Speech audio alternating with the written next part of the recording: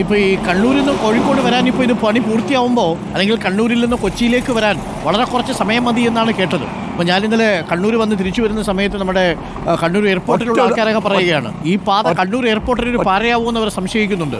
കണ്ണൂർ മുതൽ കൊച്ചി വരെ ഫ്ലൈറ്റ് വരേണ്ടതില്ല, ഇനിയിപ്പോൾ റോഡിൽ കൂടി വരാം എന്ന തീരുമാനത്തിലേക്ക് എത്തുമോ എന്ന് ചോദിക്കുന്നുണ്ട്. ഒറ്റ ഉദാഹരണം പറഞ്ഞുതരാം ഡോക്ടർ അരുൺ. വടകരയിൽ നിന്നും നേരത്തെ തലശ്ശേരി എത്താൻ 24 കിലോമീറ്റർ ഉള്ളൂ, പക്ഷേ യാത്ര ചെയ്യാൻ 1.5 മണിക്കൂർ പിടിക്കും. ഇത്തവണ വടകര പാർട്ടി ജില്ലാ സമ്മേളനത്തിൽ മുഴുനീള പങ്കെടുത്ത വ്യക്തിയാണ് കേരളത്തിൻ്റെ മുഖ്യമന്ത്രി സഖാവ് പിണറായി വിജയൻ. പിണറായി വിജയൻ രാത്രി സമ്മേളനം വൈകിക്കഴിഞ്ഞ് താമസിച്ചത് വടകര റെസ്റ്റ് ഹൗസിലോ വടകരയിലല്ല, അദ്ദേഹത്തിൻ്റെ വീട്ടിൽ പിണറായിലാണ് താമസിച്ചത്. കാരണം എന്താ, അത്ര പെട്ടെന്ന് എത്താം. മായി ബൈപ്പാസ് പൂർത്തീകരിച്ചു. ഈ NH-66 പൂർത്തീകരിക്കപ്പെട്ടിട്ടില്ലായിരുന്നെങ്കിൽ വടകര ജില്ലാ സമ്മേളനത്തിൽ പങ്കെടുത്ത കേരളത്തിൻ്റെ മുഖ്യമന്ത്രി താമസിക്കുക വടകരയിൽ തന്നെയായിരുന്നു. അതാണ് ഏറ്റവും വലിയ ഉദാഹരണം. ഇത് പൊതുവായിട്ടുള്ള സ്ഥിതിയാണ്. മുഖ്യമന്ത്രി മുതൽ കേരളത്തിലെ ഓരോ പൗരൻ വരെ ഇതിൻ്റെ ഗുണഭോക്താവായി മാറുകയാണ്. മാഹി ബൈപ്പാസ് വന്നതിന് ശേഷം 15 മിനിറ്റ് വേണ്ട വടകരയിൽ നിന്ന് തലശ്ശേരി എത്താൻ. 1, 2, 3 മണിക്കൂർ ലാഭമാണ്. ഇപ്പോൾ കോഴിക്കോട് ബൈപ്പാസ് ഞാനിവിടേക്ക് വരുന്നത് 5 മിനിറ്റ് വേണ്ടി വന്നിട്ടില്ല എനിക്ക് എൻ്റെ വീട്ടിൽ നിന്ന് ഇവിടെ എത്താൻ. അത് പൊതുവെയുള്ള സ്ഥിതിയാണ്. എല്ലാ വാഹനങ്ങൾക്കും ഇപ്പോൾ നോക്കൂ, വാഹനങ്ങളുടെ ഒരു വേഗത നിങ്ങൾ നോക്കൂ, 60 കിലോമീറ്റർ വേഗത്തിൽ പോകുന്നു. നേരത്തെ ഈ സമയത്ത് ഇവിടെ നിൽക്കുകയാണെങ്കിൽ റോഡ് ബ്ലോക്കാണ്. സ്കൂളിൽ പോകുന്ന കുട്ടികൾ വളരെ നേരത്തെ പോകണം. കോഴിക്കോട് ടൗണിൽ ഓഫീസിലെത്തേണ്ടവർ ഒരു 7:30 മണിക്ക് ഇറങ്ങണം. ഇന്നിപ്പോൾ 10 മിനിറ്റ് കൊണ്ട് മണിക്കൂറുകളോളം ജനങ്ങൾക്ക് ലാഭമാണ്. ഇത് കേരളത്തിലാകെ കണ്ടുകൊണ്ടിരിക്കുന്ന ഒരു ട്രെൻഡാണ്. ഇതിൽ ഒരു ടീം വർക്കാണ്. എല്ലാവരും ഒരുമിച്ച് നിന്നിട്ടുണ്ട്. എല്ലാവരും ഒരുമിച്ച് നിന്നു എന്നുള്ളതാണ് ഇതിൻ്റെ പ്രത്യേകത.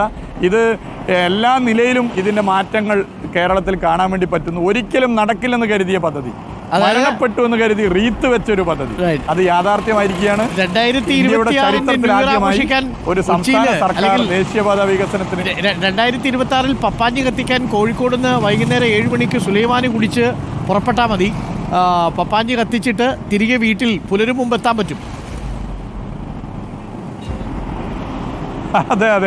വേറൊരു ഉദാഹരണം കൂടി ഞാൻ പറഞ്ഞുതരാം. കണ്ണൂർ ടൗണിൽ നിന്നും മലപ്പുറം ജില്ല കഴിഞ്ഞ് തൃശ്ശൂർ എത്താൻ വേണ്ടിയിട്ട് വളരെ കുറച്ച് സമയം. കോഴിക്കോട് നിന്നും തൃശ്ശൂർ, ചാവക്കാട്, തൃശ്ശൂർ ബൗണ്ടറി, മലപ്പുറം, ഞാൻ പറഞ്ഞ മലപ്പുറം ജില്ല കഴിഞ്ഞുള്ള ബൗണ്ടറി, ഈ 2 ജില്ലകളിൽ വളരെ കുറച്ച് മതി.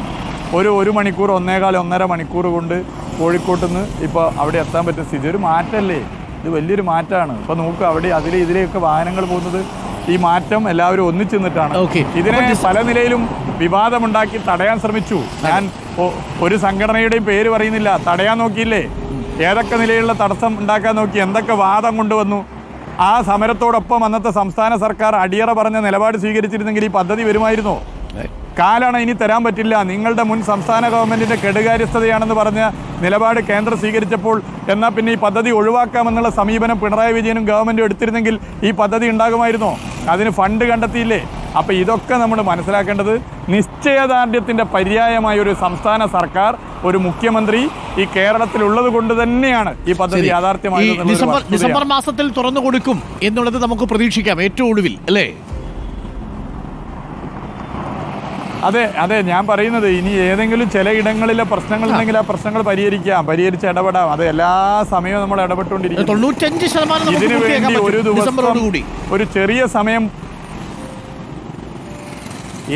ഡിസംബർ തന്നെയാണ് നമ്മൾ ലക്ഷ്യം വെക്കുന്നത്. ഡിസംബർ തന്നെ ലക്ഷ്യം വെച്ച് പോവുകയാണ്.